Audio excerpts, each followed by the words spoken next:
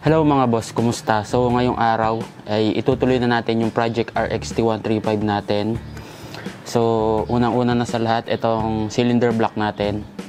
Hindi ko pa siya napa-sandblast. So ngayon pa lang yun mangyayari, tapos ipapa-rebore ko na rin siya. Kasama na yung head. Itong cylinder block natin ay standard pa rin yung bore, pero rebore rin na din, kaya ipapa-rebore na natin yan to 0.25. Tapos meron tayong tatlong sigunyal dito. Ayan.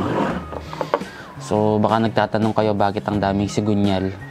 Kasi yung original na sigunyal ng RXT135 ko, ito yan, ay sira. Kaya pala may kalansing dahil maluwag na yung pinapasukan ng bearing dito sa may magneto side. So yun yung kumakalansing, hindi yung connecting rod, kasi itong connecting rod maayos naman. So ang ginawa ko, kaysa ipa-build up natin, naghanap ako ng ibang sigunyal. So ito yung binili kong una. Ito yan. Ang naging problema naman nito ay maluwag din. So ayan. Kaya naging dalawa yung problema ko. Dalawang sigunyal. Mahirap talagang bumili ng surplus na parts, lalo na sa mga old two-stroke, kasi madalas sira na rin yung ibibenta. So, ayan, maluwag na rin to. Kaya dumami yung sigunyal natin. So, etong pangatlo, nakuha na natin. Nakabili na tayo ng maayos. Etong pangatlo ay mahigpit na siya. Ayan. Hindi na gumagalaw yung bearing. Ang kaso nga lang, etong pangatlong sigunyal ay pang YT. YT 115cc. Etong dalawang na to, pang 135cc.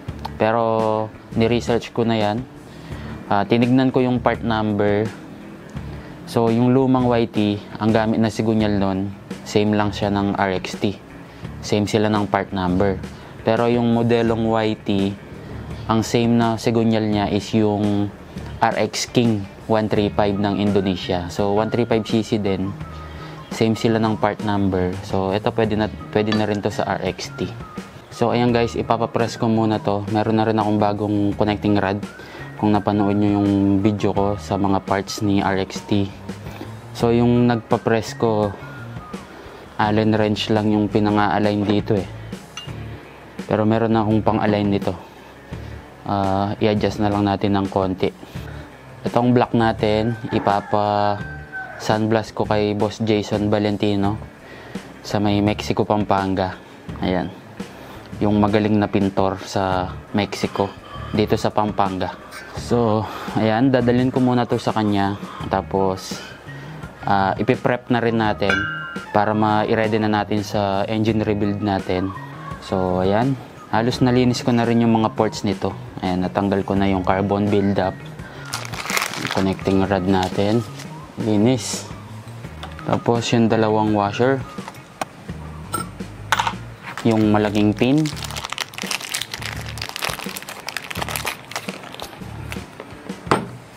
Tapos yung needle bearing. Meron na rin yung kasamang needle bearing sa piston. Ito yan, burado na rin, no? Okay, ayan guys, napakamura na nito para sa 1,650. Kasi 2K plus ang mga original na connecting rod ng RXT. Same siya ng DT125, ano? Ayan. Siyempre, andito na rin yung mga piston natin. Ayan. Kasama na yung piston ring. So, ayan, aalis muna ako at aasikasuhin muna natin to. Okay mga boss, napatapos na natin yung mga pinagawa natin. So, naipa-rebore ko na yung block natin. At naipa-sandblast ko na rin sa Mexico, Pampanga. Ayan, kay Boss Jason Valentino. Kung gusto nyo magpa-sandblast, i-message nyo lang siya. Tapos na ipa-press ko na din itong bagong connecting rod natin. Ang gagawin natin ngayon, ipa-fine tune ko tong alignment ng crankshaft natin. So bago na yung nagre-rebore ko, pati yung nagpipress. Kasi yung dating nagpipress ko sa baliwag, ayaw nang tanggapin nitong block ko. Kasi may dala akong piston. Gusto nila sa kanila yung piston, sa kanila bumili. So ayan, naghanap na ako ng iba. Dito na sa may San Matias, Pampanga. Tapos ayusin rin natin yung mga jumper ng ports natin. Itatabi muna natin itong block at ayusin na natin tong crankshaft. Ito yung throwing stand natin. Lagay lang natin dito yung bagong sigunyal, bagong rebuild. Set up ko lang tong dial gauge natin. Wait lang. Kung napapansin nyo, merong konting galaw. Nag-i-slide eh. Ayan, may konting galaw. Try natin siyang i-zero. So kung tatanungin nyo kung para saan ba tong process na to, kapag kasi 0-0, mas magtatagal yung buhay ng mga crankshaft bearing natin. So ngayon hahanapin ko lang yung high spot. Ito low spot. Yung high spot natin ay nandito. Ayan. So ayan. Bali pupukpukin ko siya gamit itong copper hammer natin.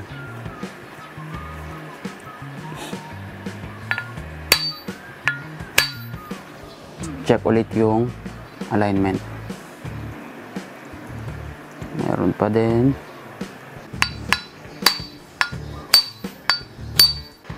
Mas konti na yung play ngayon. Ayan. Ano? Konting-konti na lang. Sa play na ganyan, halos yan, pwede na yan, ano? Kaso ako, gusto ko talaga maisiro ko siya, no? Kapag hindi ko to naisiro, iisipan ko pa to bago ako matulog, eh. Tapos di pa ako makakatulog nun. So, hanapin ulit natin yung high spot. Dito ulit yung high spot natin. So, kailangan pang pupugin ng konti. Ayan, halos 0 na. Ayan, di na gumagalaw yung needle. Okay na yan. At satisfied na ako dyan. Makakatulog na ako ng mahimbing. Okay mga boss, natapos na natin itong sigunyal. Halos 0 na siya. Punta na tayo dun sa block para i-prep natin. Okay, so ang pang jumper ko ng mga ports ng RXT natin, mano-mano lang itong diamond file or keykel. Mas pino to. Ayan, diamond siya. Nandito pa rin yung mga ibang jumper kasi 0.25 lang yung reborn nito. May mga natira pa rin konting jumper dun sa stock. Dito sa Exosport, ayan, di pa ganun ka tulis. Ayan. Ang matulis na part lang itong sa may transfer.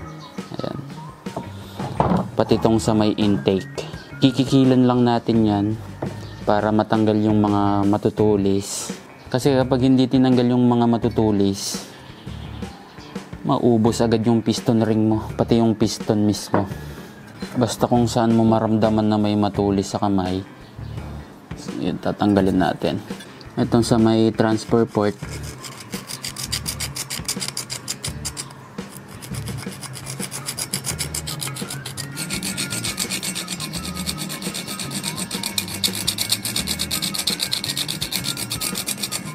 kapag kasi nagpapa-reborn, madalas ng mga nagre-reborn, hindi na to ginagawa. So, ako na lang yung gagawa. Okay lang naman eh. Para may gawin din ako.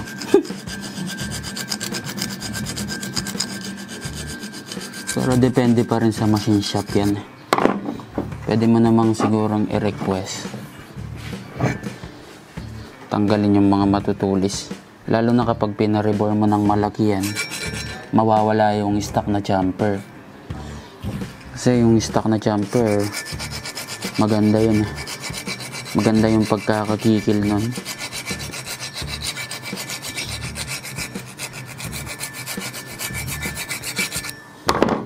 Okay, wala nang matulis. Ito pa yung isang transfer natin.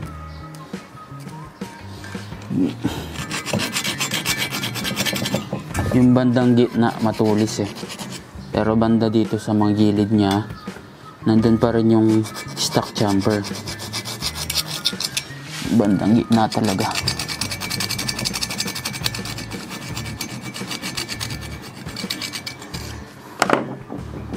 Ayan, basta maramdaman mo sa daliri na nawala na yung tulis, okay na yan. Yung babang part naman, same lang din ng mga transfer port. Huwag ayan tumama yung kikil sa bore. Itong sa may boost port, matulis oh. Kikil ulit.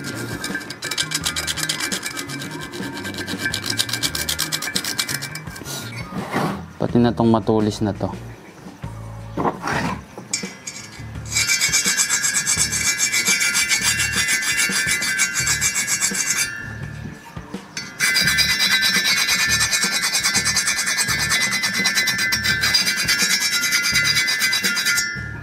Ngayon, i-set up ko lang yung yung die grinder ko. Okay, so ngayon ililiha ko siya gamit itong die grinder natin.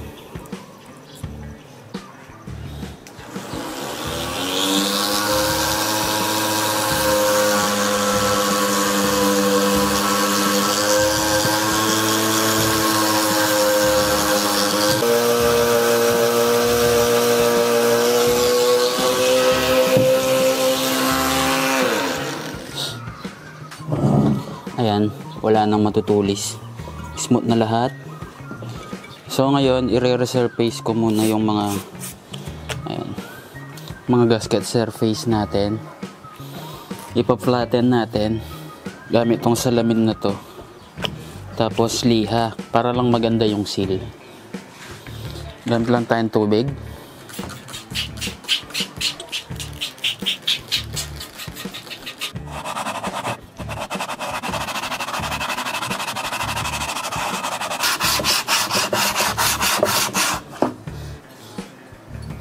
Okay. So ayan guys, ayan. Maganda naman yung pagka-flat pa ng head. So ililiha ko na rin itong black.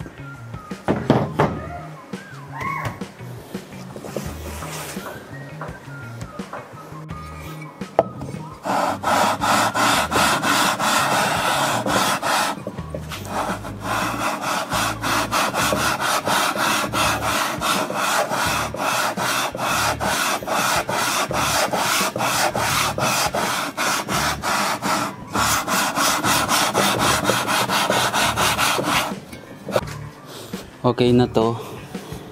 So ayan wala namang low spot. Naliliha lahat. Ayan, naliha lahat. Pati dito sa head, wala naman siyang low spot. Sobrang na yan. Sobrang flat na yan. Okay. So tapos na tong block at the head natin. Lilinisan na lang yan. Ngayon, lilinisan ko na rin yung iba pang mga engine parts natin. Okay guys, eto na yung iba pang mga piyesa natin. Ayan, lilinisan na natin ngayon yan. Para sa susunod na episode ay engine rebuild na tayo. Nakabili na rin ako ng bagong ship shaft. Bagong luma pala. Surplus lang to. Gagamitin pa rin natin yung stock na transmission na 4-speed. So ayan. Lilinisan ko lang sila sa gasolina. So ayun, tapos ibabalot muna natin ng plastic para hindi kalawangin. Ito muna ng ship drum. After nito, bubugahan ko ulit sila ng sa compressor. Ayan, medyo kinalawang na nga. Tanggalin lang din natin yung mga kalakalawang na yan. Matagal din tong natingga kasi. Dapat talaga ay 5 speed. Ipa 5 speed ko na siya.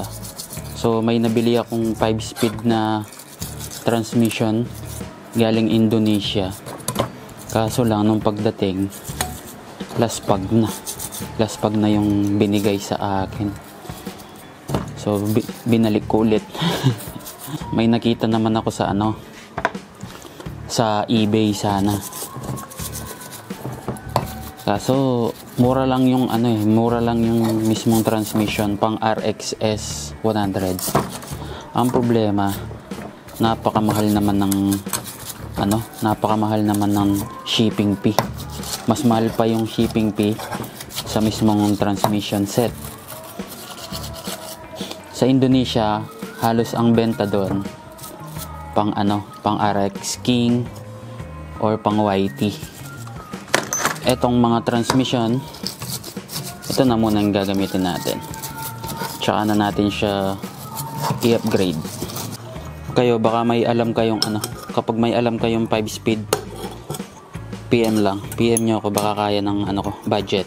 Baka maihabol ko pa bago natin i-rebuild si RXT, no? Kapag natapos tong RXT natin, gusto ko siyang i-long ride. Kahit madala ko lang ng Aurora. Pero syempre ipaparehistro ko muna.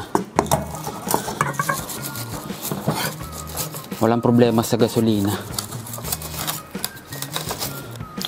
So sa susunod na video, sigurado na yon, engine rebuild na. Itong primary gear. Yung clutch housing natin, nalinis ko na yun. Napalitan ko na rin yung damper. So wala nang problema yun. Sasalpak na lang yun. Sana lang wala na akong nakalimutan iba pang pyesa. Wala na ba? Oo, wala na. Wala na siguro.